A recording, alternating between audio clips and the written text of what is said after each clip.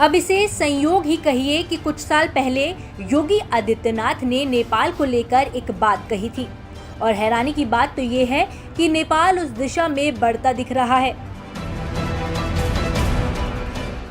दरअसल नेपाल में इस वक्त एक मुद्दा जबरदस्त चर्चा का विषय बना हुआ है। मुद्दा ये है कि क्या नेपाल एक बार फिर हिंदू राष्ट्र बनने जा रहा है।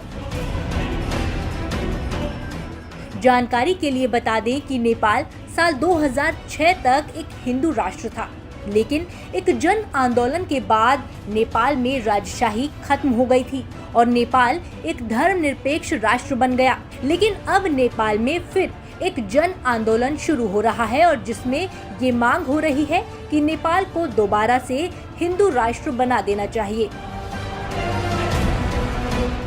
नेपाल के लोगों की इस मांग पर अब वहां की सरकार भी उनके साथ खड़ी दिख रही है। नेपाल सरकार में पर्यटन और संस्कृति मंत्री प्रेम अले ने कहा कि नेपाल को हिंदू राष्ट्र घोषित किया जाना चाहिए। प्रेम अले ने वर्ल्ड हिंदू फेडरेशन के कार्यक्रम में बोलते हुए कहा कि अगर नेपाल की बहुसंख्यक आबादी हिंदू राष्ट्र के पक्ष में है तो जनमत संग्रह के जरिए देश को हिंदू राष्ट्र घोषित किया जाए।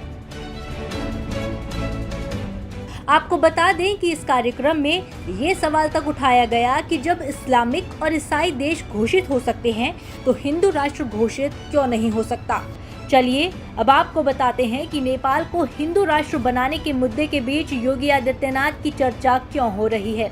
दरअसल नेपाल में राजशाही खत्म होने के बाद जब संविधान लाया गया तब योगी आदित्यनाथ ने इसकी कड़ी आलोचना की थी। इस संविधान के तहत नेपाल को एक धर्मनिरपेक्ष राष्ट्र घोषित किया गया था। उस समय योगी आदित्यनाथ ने कहा था कि हिंदू पहचान खत्म करके नेपाल के अस्तित्व की कल्पना भी नहीं की जा सकती है।